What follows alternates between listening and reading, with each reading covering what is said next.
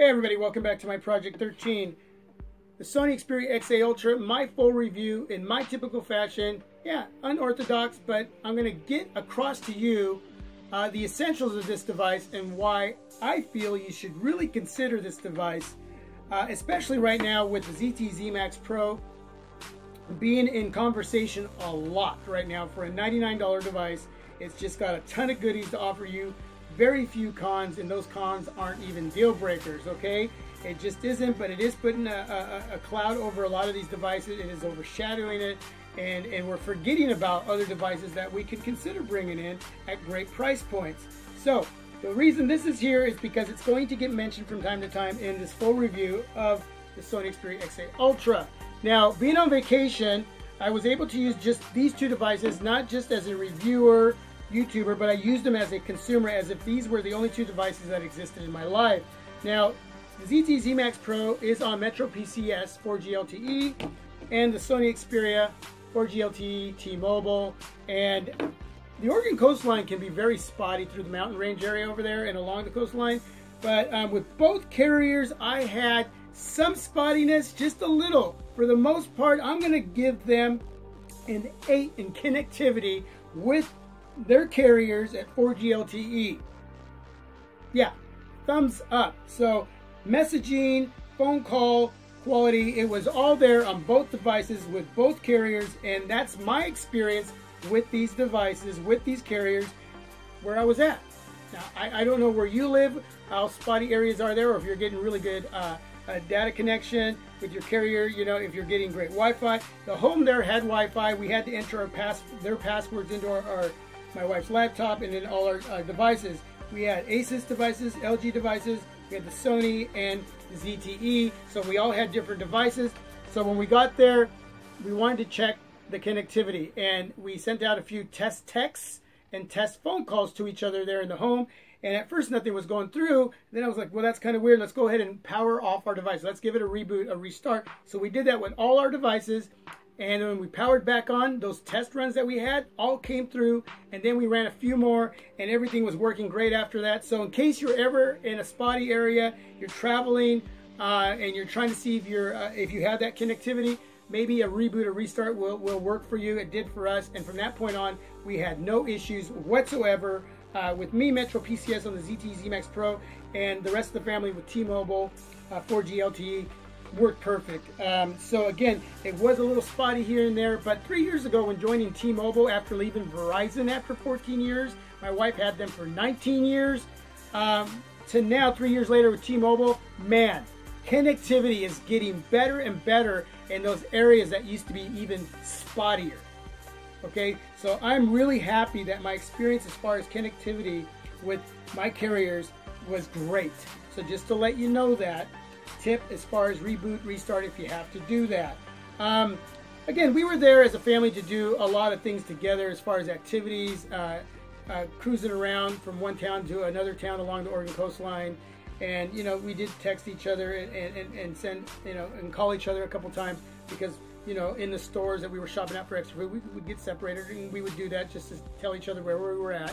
So everything worked fine. And then we were shooting a lot of video and taking a lot of pics.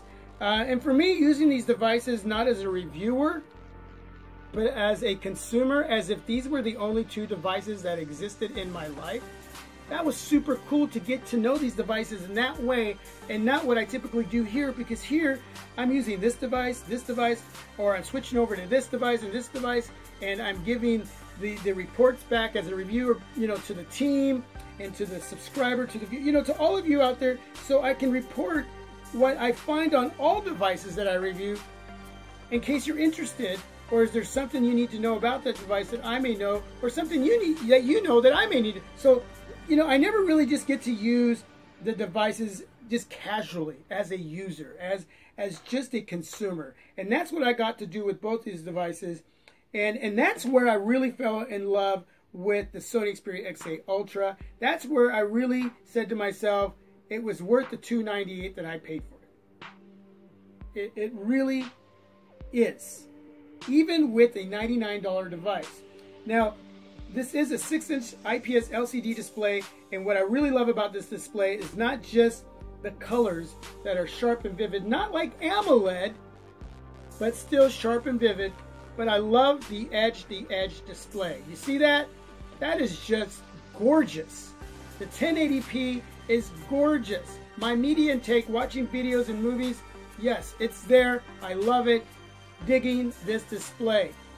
Now, the frame of this device is all metal. The top and the bottom part of the device is metal. The back is a hard plastic cover that does not come off, so it's almost like a unibodied barred shaped device. Corners rounded off. Really nice. Feels great in hand. You would not think that this was a 6-inch device at all. You would not think that at all. The thickness, I love the thickness and I love the weight. I don't know the actual, you know, how much it weighs or how thick it is. But if you look at the ZTE and you look at the Sony device, they're almost the same thickness. I think the Sony device is a little bit thicker. The height is about the same. The width is a little bit more on the ZTE side. It's a little bit wider than the Sony device. But both devices are just very durable and strong. Yeah, you're not going to be dissatisfied either way with these devices when it comes to quality build. But aesthetically, the Sony device just is really sexy. I like how it feels. Again, it doesn't feel that big at all. And I know some of you don't like big devices. Now this has one hand mode. It's one of the features on here that if you go to the corner of the display and you go up, see if I can get this right, it will minimize your display and you can change it from right to left depending if you're a right-hander or a left-hander. And it has a little tab on the top and on the corner side here to minimize the display even smaller, so it's eeny weeny tiny screen there for some of you who are used to those devices that are only like that big, right? So, and then you can use your, you can switch that up to the right or the left depending on if you're right or left-handed. Now at the top, it has another little tab. If you press and hold, you can drag that up or drag it down. Pretty cool. Now if you can't see this and you're going, seriously, could you please make a separate video and do a hands-on and show this? Ask me. I'll do that. I have no problem with that. I'm just hoping you can see what I'm doing here because this is a great feature for some of you out there who want a large display to watch like movies and video. But when you're just doing everyday social media, web browsing, you want a smaller display, you have this option and you have other options in that option. And then it has the back key there to go back to regular size. So you're not minimized anymore as far as this beautiful display goes. Okay, so IPS LCD 1080p, beautiful aesthetically. The device is gorgeous, it's durable. And on the right hand side we have the power button, we have the volume rocker right below that, and we have a dedicated camera button, which is really cool. So you can use the display to take pictures, or you can use the dedicated camera button. And at the bottom of the device you got your USB charging port. It's not USB Type-C, but that's fine. And then you have your speaker here that is just phenomenally loud. Phenomenally loud. And I'm going to show you a sample of that right now.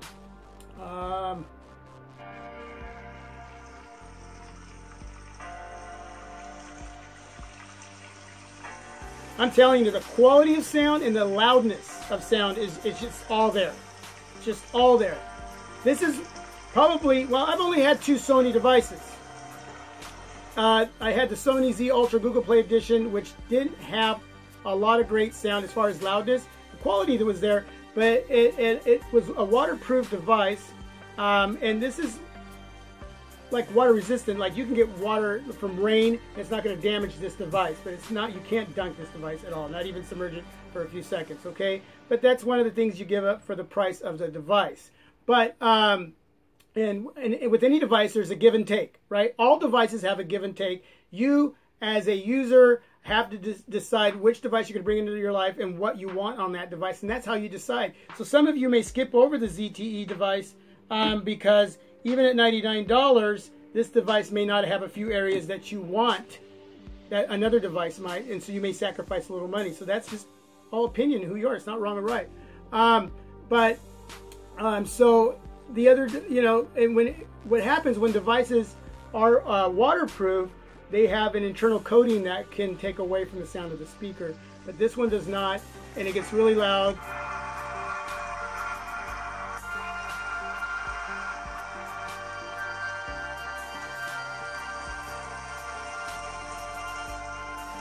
Let me find another song here.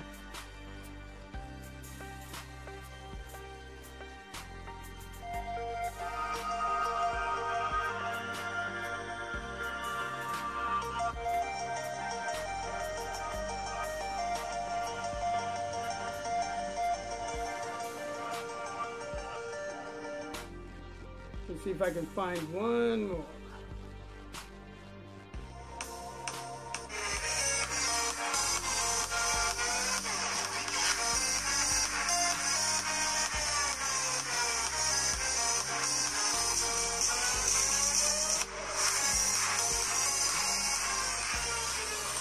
So there you go. There's a sample of some, quick MP3s that I got off of YouTube, non-copyrighted music, just to give you an idea of the speaker. But the speaker is phenomenally loud, just phenomenally loud, and totally digging that. Now, so already digging the quality build, digging the display, digging the speaker, and I love the setup as far as the button layout. Some of you may not. I do like it a lot.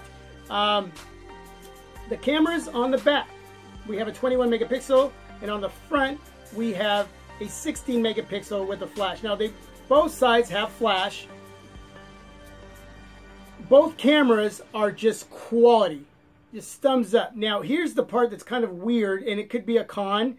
The front camera with flash has optical image stabilization, OIS. The back of the camera, the 21 megapixel, does not have optical image stabilization. So why put OIS on the 16 megapixel with flash on the front, but not on the back of the 21 megapixel with flash? I don't know, but that's what Sony did. But not to take away from the back camera when taking pics or shooting video, it is still solid. It is still beautiful. And that is where this device will push aside the ZTE Z Max Pro. Not to say that the cameras on the ZTE Z Max Pro are bad.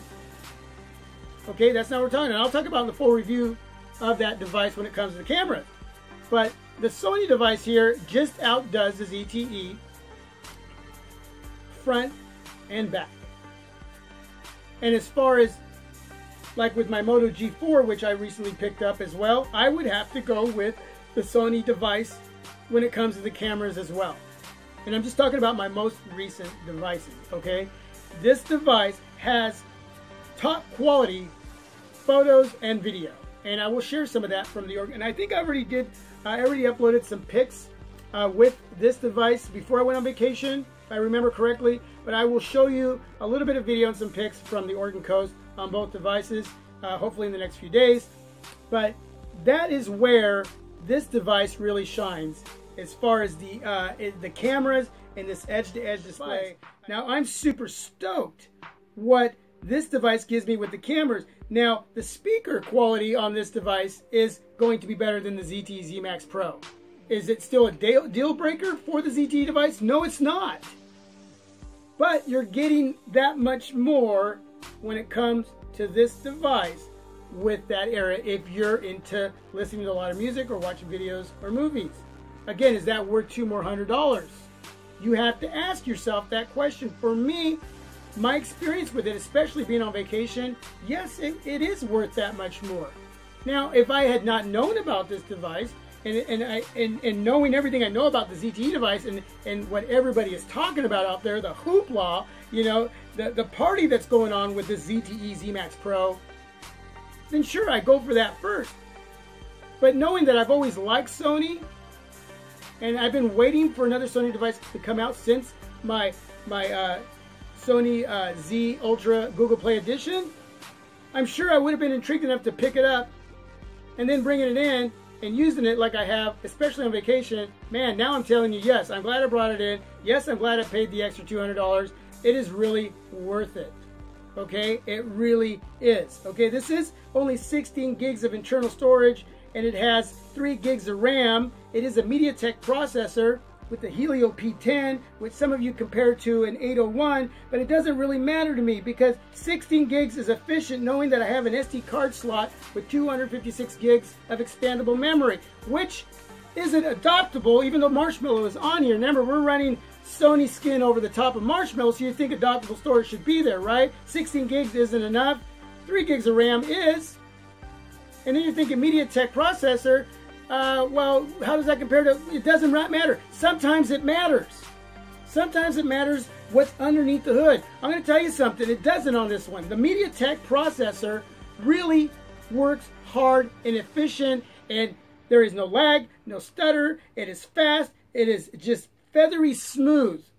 Every day using this device as a daily driver, especially on vacation, I'm going to tell you, performance-wise, it is really smooth, it is efficient.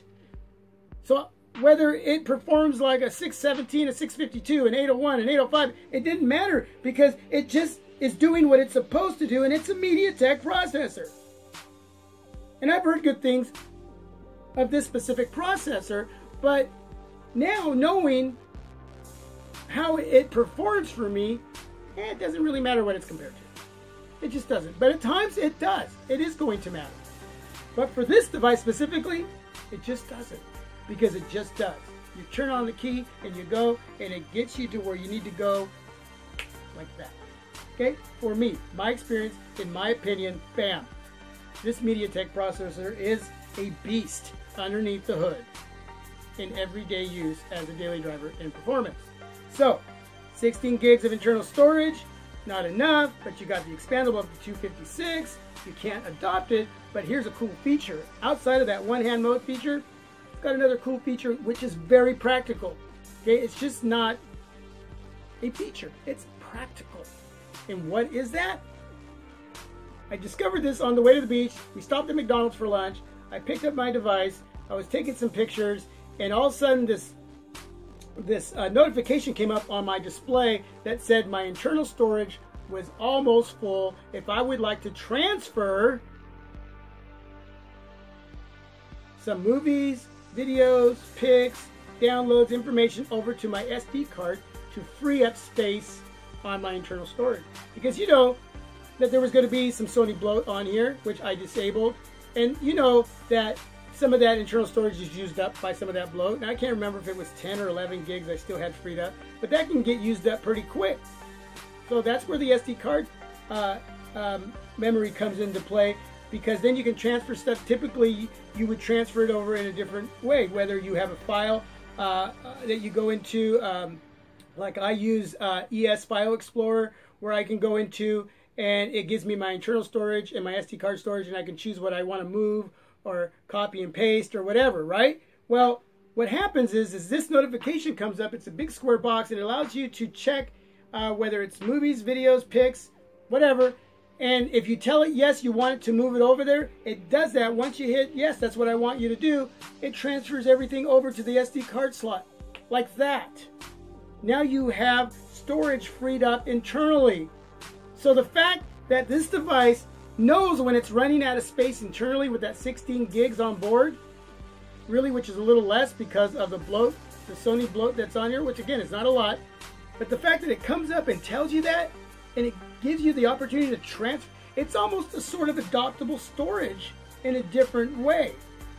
Because we know that with adoptable storage, if you remove the card that thinks it's part of the internal storage on devices that have that feature, and you just remove it, you can lose all that information. So before removing that card that thinks it's part of the internal storage because you adopted it, you're going to need to transfer that information out to your laptop, your PC, or a flash drive that you can connect at the bottom of the USB charging port area. Transfer that that information out, then you can take the card out, because you're going to have to reformat that SD card once you remove it, because it thinks it's literally still part of the internal storage. So if you don't do that, that's the consequences of that. So please, if you have adoptable storage, which is 100% thumbs up, a great feature to have on a device, and usually if you have Marshmallow, that should be on that device, but it isn't on the Sony. But just be careful, just so that you know that that's what you're going to have to do, or you're going to lose everything.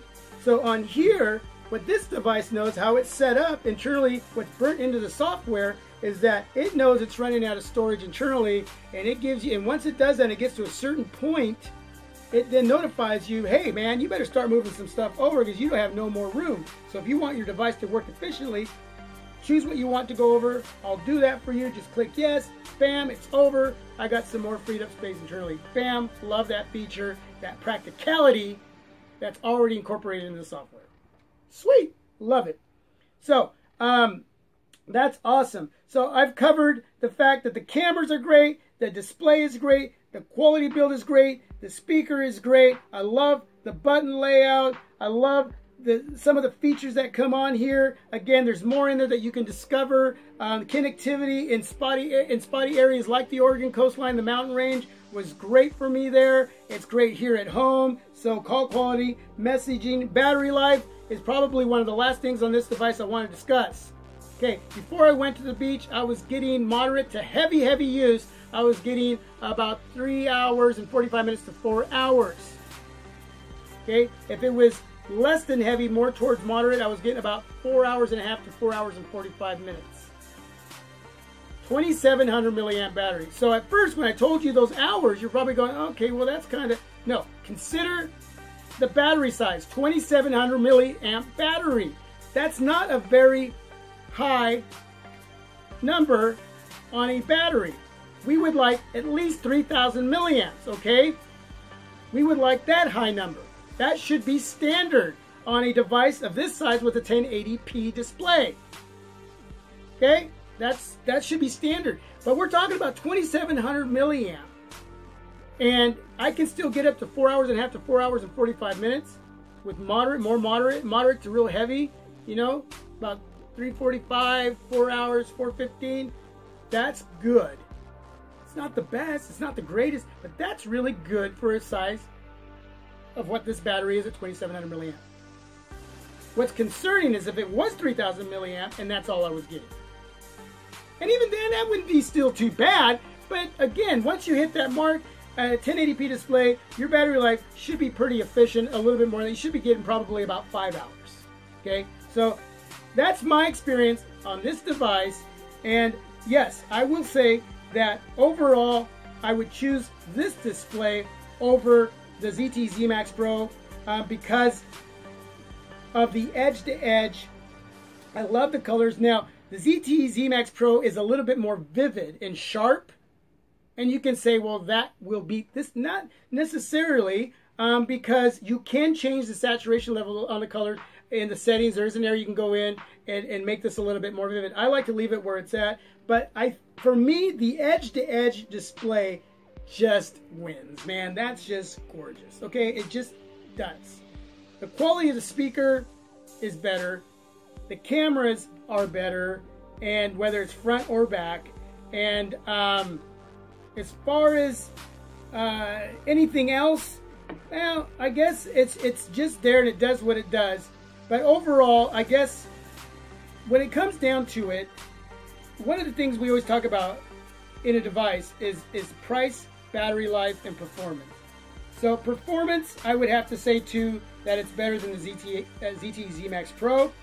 The ZT Z Max Pro is going to be better in battery life, but remember what you're getting with a 2700 milliamp battery. Still very efficient, still very sufficient. Okay, but cameras, speaker, display, performance, and for $298 for what I got it for, yes, I would spend the $200 more because of those areas. Okay, is that taken away from the ZTZ? Is that saying, oh, well then the ZT? No, again, that's a whole different conversation.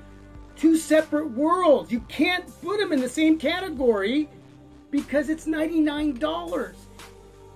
So when I say the Sony beats the ZT Z Max Pro in certain areas, well, it should for $298 or $312 or $312. It should. Hey, are you hearing me? It should. $99. Still a beast. And I'll be talking about that later. But for what I'm getting for $298, man, super stoked. I'm in love with this device. Super glad I brought it in. That is my full review. Hey, you know what? If you like this video, give it a thumbs up. If you don't, give it a thumbs down and take the time to let me know why.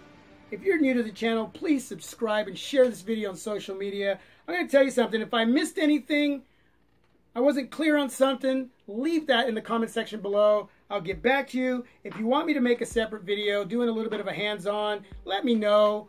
I'm sure I covered a lot. This is a lengthy video. Please watch the whole thing.